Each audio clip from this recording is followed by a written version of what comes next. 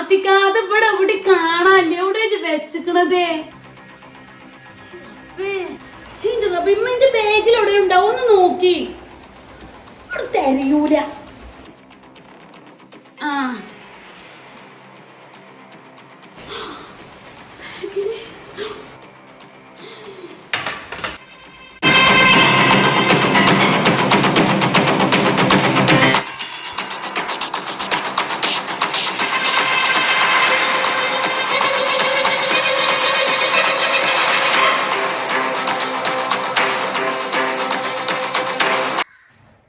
മളെ എനിക്ക് കേക്കണോ